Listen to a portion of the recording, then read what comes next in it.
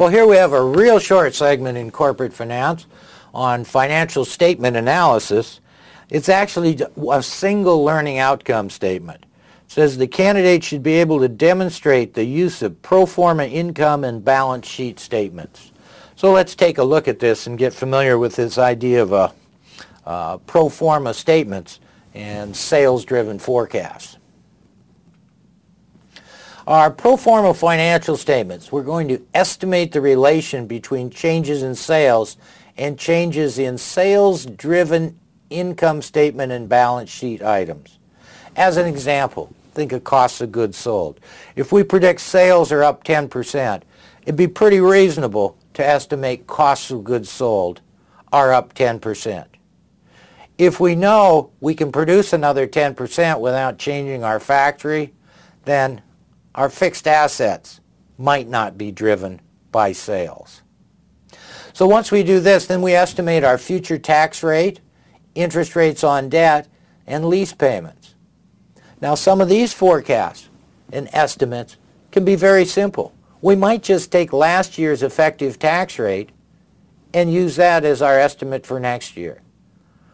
In a more sophisticated or complex analysis, we could look at changes in tax rates over time. We could look at the reconciliation in the footnotes between the statutory rate and the effective rate, find out which countries we're doing business in and that have lower tax rates, and is more of our growth in low tax rate or high tax rate countries. My point here is that all of these estimates can be very simplistic or very complex. And I'm not sure there's a guarantee that the more complex methods are better, but we can hope that they are. So once we do this, then we've got to forecast sales, and we'll talk about how we might do that in a second.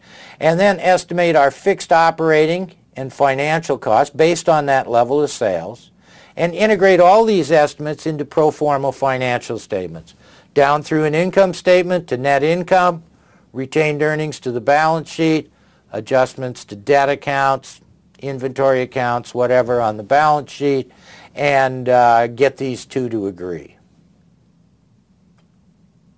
So how might we estimate sales? Well, we might look at the last 5 or 8 or 10 years and look at how fast sales have been growing as a compound rate. That's one way. And just say, well, we've had sales over that 10-year period grew about 6% a year. Let's figure they'll be up about 6% next year. We could also do a regression analysis. Wouldn't be uncommon to regress our sales on change in GDP. That is, our sales change has some relation to overall economic cycle. So we do a regression analysis to estimate that relationship. Then we'd have to plug in a forecast of change in GDP for next year and then use that regression or slope coefficient to estimate the change in our sales based on that estimate of GDP growth or decline. Now, if we have specific events, if we're going to add a brand new product that we think is going to be huge, then we might want to put that into our sales estimate. Another way is to look at the individual segments of a business and do sales estimates for each specific segment because they may be affected by different factors, and then sum all those to come up with a total revenue number for the firm. So let's look at a simple example of how we do a pro forma statement. So say our actual for 2007 is $30,000 for sales. Our costs of goods sold were $12,000. SG&A, our selling, general, and administrative fees, $9,000. Operating earnings, $9,000. Interest, $5,000. Earnings before tax, $4,000. Tax, 40% of that, $1,600. Net income, $2,400. So now we're going to do a sales-driven forecast for the next year. So our percentage increase is 10%. So we increase sales. Well, if we assume that cost of goods sold are going to remain at 40% of sales, then they go up 10% as well. And if we assume that our SG&A is going to remain at 30% of sales, then that increases 10% as well. Now we use those to calculate our EBIT. At first we're going to assume no additional debt, no less debt. and no change, or I guess we've assumed no change in the interest rate we're paying. So we put our interest costs at $5,000, same as the year before. That gives us earnings before taxes of $4,900. Tax at 40% is $1,960, so our net income will be up to $2,940. So there's a pro forma income statement. Now the only thing we have to do now, we've got to reconcile this with our balance sheet. Because of our balance sheet, we're going to need more assets to support greater sales. And we have to ask ourselves, where are those assets coming from? Is there enough in retained earnings to finance that, or are we going to need to add more debt?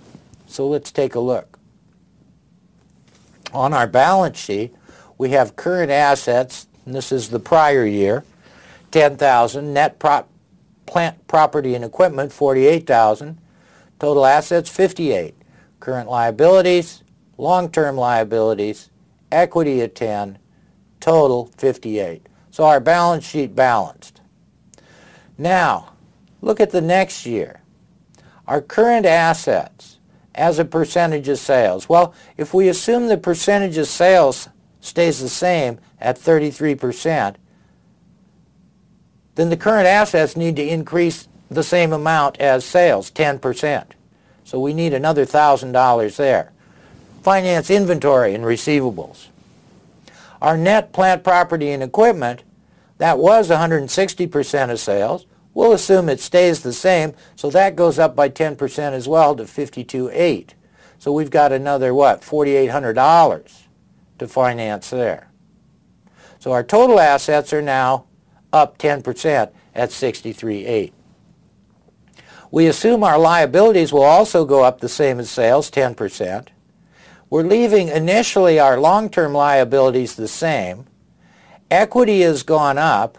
Why? Equity's gone up by the amount of our retained earnings.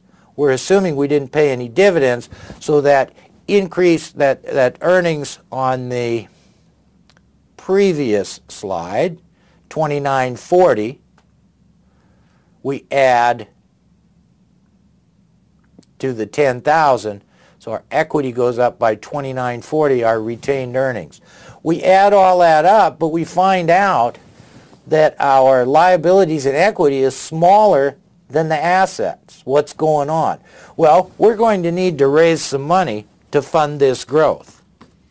We haven't got enough in our liabilities and our equity in order to fund $63,800 of assets.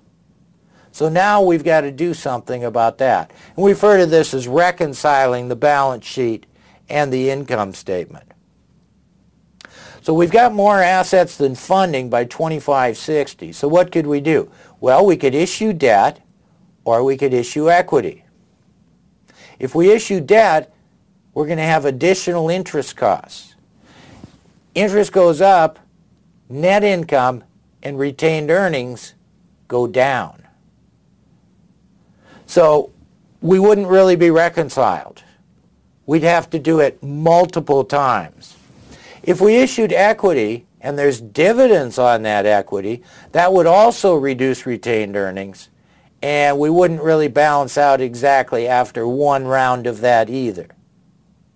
Now, if the equity doesn't pay any dividends and we say, well, yeah, the way we want to fund this is issuing equity, well, then we're done.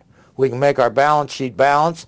Equity goes up, liabilities plus equity equals total assets, and we're done. But if we're using any funding sources that have charges on them that can reduce retained earnings, then we have to do multiple passes here. So either our equity is reduced and this requires more funding, so we just repeat the process to reconcile the income statement and the balance sheet. So we say, okay, well, now we're a little short. Let's issue a little more debt. Interest cost goes up. We run a little short on retained earnings. We go round and round until it balances. And the assets we've got to fund the sales we're projecting just equal the liabilities and equity on the balance sheet. So then we've completed our pro forma financial statement.